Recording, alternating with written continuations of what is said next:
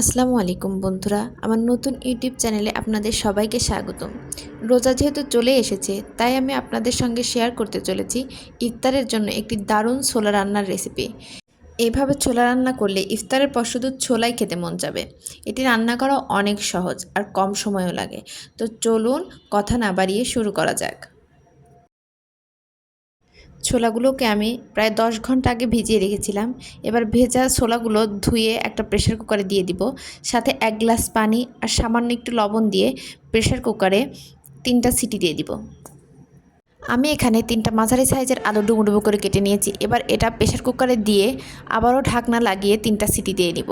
আপনারা চাইলে সিটি কমিয়ে বাড়িয়ে দিতে পারেন। আমার বাসায় যেহেতু বাচ্চা আছে, তাই আমি ছোলাটা একটু নরম নরম করে নিয়েছি।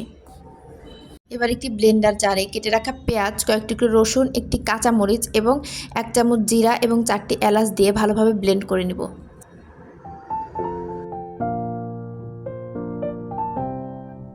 এবার একটি কড়াইতে পর্যাপ্ত পরিমাণ তেল দিয়ে দিব।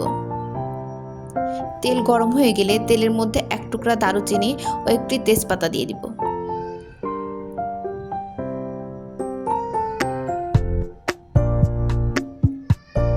এরপরে বেটে রাখা মশলাটা দিয়ে দিব।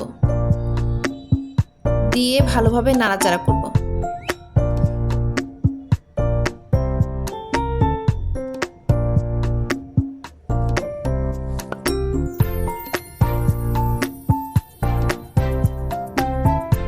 এবার 1 চামচ লবণ, 1 চামচ মরিচের গুঁড়া এবং হাফ চামচ হলুদের গুঁড়া দিয়ে দিব। দিয়ে ভালোভাবে মিশিয়ে নিব।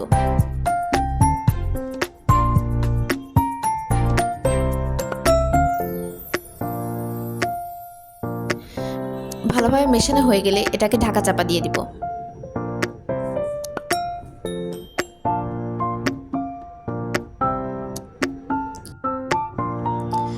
মশলাটি যখন তেল ছেড়ে দিবে, তখন আবারও ভালোভাবে নাড়াচাড়া করব।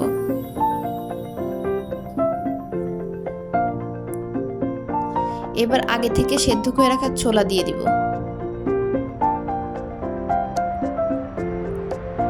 দিয়ে ভালোভাবে নাড়াচাড়া করে ঢাকা চাপা দিয়ে দিব ছোলাটাকে কষানোর জন্য।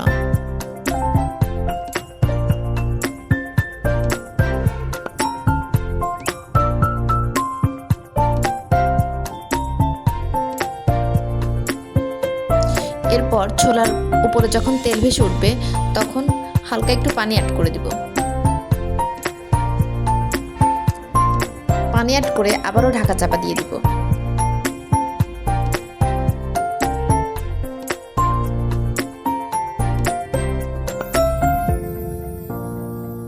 ছোলার পানি শুকিয়ে গেলে এবার হাফ চামচ জিরার গুঁড়া দিয়ে দিব। জিরার গুঁড়া দিয়ে নাড়াচাড়া করে নামিয়ে নিলেই ছোলা রান্না রেডি। এভাবে ছোলা রান্না করা অনেক সহজ, অবশ্যই আপনারা বাসায় ট্রাই করবেন। এভাবে ছোলা রান্না করলে ইফতারের পর মুড়ি মাখা করে খেতে খুবই ভালো লাগে। এছাড়াও এটি আপনারা সন্ধ্যার পরে নাস্তা হিসেবেও খেতে পারেন। তো বন্ধুরা, আপনাদের যদি আমার রেসিপিটি ভালো লেগে থাকে, তাহলে লাইক, কমেন্ট এবং শেয়ার করবেন এবং সাবস্ক্রাইব করে আমার পাশে থাকবেন। আর আমার ভিডিওতে যদি কোনো ভুল ত্রুটি থেকে থাকে বা আপনাদের ভালো লেগে থাকে, অবশ্যই কমেন্ট করে জানাবেন। আল্লাহ হাফেজ সবাইকে।